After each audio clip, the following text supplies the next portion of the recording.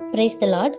ஆவியின் கனிகள் இதில் இன்னைக்கு நம்ம பார்க்க போகிறது விசுவாசம் அப்படிங்கிற ஆவியின் கனி தான். எல்லா ரிலீஜியன்ஸுமே நிறைய நல்ல கேரக்டர்ஸ் சொல்லுவாங்க, அன்பை பற்றி சொல்லுவாங்க. ஆனால் இந்த விசுவாசம் அப்படிங்கிறது கிறிஸ்டியானிட்டிக்கே உரிய ஒரு யூனிக் கேரக்டர். கிறிஸ்டியானிட்டியில் மட்டும்தான் விசுவாசத்தை குறித்து நம்ம அடிக்கடி பேசுவோம். நிறைய காரியங்கள் இருக்குது. இந்த விசுவாசம் அப்படின்னா என்ன அப்படின்னு பார்த்துட்டோம்னா, எபிரேயர் 11வது அதிகாரம் 1வது வசனம், விசுவாசமானது நம்பப்படுகிறவைகளின் உறுதியும் காணப்படாதவைகளின் நிச்சயமுமா இருக்கிறது. இந்த விசுவாசம் அப்படிங்கிறது நம்பப்படுகிறவைகளின் உறுதி. நம்ம கிறிஸ்டியன்ஸா எதை நம்புறோம்? முதல்ல இயேசு கிறிஸ்து தான் கடவுள் அப்படிங்கிறத நம்புறோம். இந்த இப்போ இருக்கிற உலகத்துல நிறைய பேர் என்ன டீச் பண்றாங்க, நிறைய பேர் என்ன சொல்லித்தராங்க அப்படின்னா, இயேசு கிறிஸ்து ஒரு மனிதன், அவர் ஒரு நல்ல டீச்சர், நல்ல ஒரு ப்ராஃபெட், ஆனா அவர் ஒரு கடவுள் கிடையாதுன்னு சொல்லி நம்மளை நிறைய பேர் குழப்புறாங்க. நம்ம பொய்யான சத்தியத்தை பரப்புறாங்க. ஆனா உண்மைனா இயேசு கிறிஸ்து தான் கடவுள் அப்படிங்கிறது நம்ம நம்புறது. அதுல நம்ம எப்படி இருக்கணும்? நம்பப்படுகிறவைகளின் உறுதி அப்படின்னு சொல்றாங்க. அப்ப நம்ம இதுல உறுதியா இருக்கணும், ஸ்ட்ராங்கா. இயேசு கிறிஸ்து தான் கடவுள் அப்படிங்கிறதுல.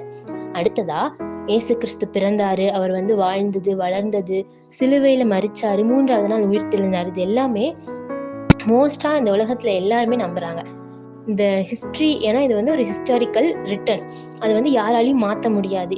நம்ம வரலாறே கிமு கிபின்னு சொல்லி 2ஆ பிரிச்சிருக்காங்க. ஸோ இதை யாராலையும் மாற்றி எழுத முடியாது. இயேசு கிறிஸ்து பிறந்தது, வாழ்ந்தது எல்லாமே உண்மை அப்படின்னு சொல்லி எல்லாருமே நம்புறாங்க. ஆனா இங்க விசுவாசம் எங்க வருது அப்படின்னா, அவர் சிலுவையில ரத்தம் சிந்தினது எனக்காக, ஏன் பாவத்தை கழுவுறக்காக தான் அவர் சிலுவையில மரிச்சாரு அப்படின்னு சொல்லி நம்ம நம்பணும். அந்த நம்பிக்கையை தான் நம்ம என்ன சொல்றோம்னா விசுவாசம் அப்படின்னு சொல்றோம். முதல்ல இயேசு கிறிஸ்து தான் கடவுள் அப்படிங்கிறத நம்பணும். அதுக்கப்புறமா அவர் சிலுவையில மரிச்சது, ரத்தம் சிந்தினது எனக்காக தான், ஏன் பாவத்தை கழுவுறக்காக தான் அப்படின்னு நம்ம நம்பணும். இந்த நம்பிக்கையில நம்ம உறுதியா நிக்கணும். அப்போ இது விசுவாசம் அப்படின்னு சொல்லி சொல்றாங்க. அடுத்ததா, காணப்படாதவைகளின் நிச்சயம்.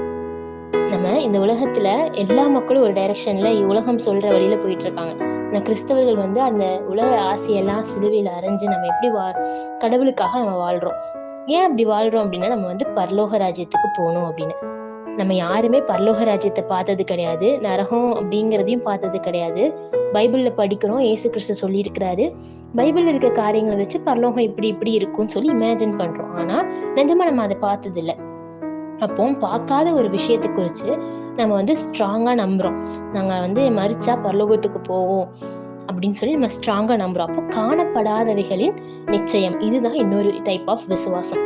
அப்போ ஒரு கிறிஸ்தவன் கிட்ட அடிப்படையா இருக்க வேண்டிய விசுவாசம் என்ன அப்படின்னா, இயேசு கிறிஸ்து தான் கடவுள் அப்படிங்கிறது, அவர்கிட்ட போனா எனக்கு பாவ மன்னிப்பு கிடைக்கும், அவர் சிலுவையில மரிச்சது எனக்காகத்தான் அப்படிங்கிறது, 3வதா நான் மரிச்சா பரலோகத்துக்கு போவேன் அப்படிங்கிற இந்த 3 விசுவாசம் கண்டிப்பா ஒரு கிறிஸ்தவனுக்கு வேணும்.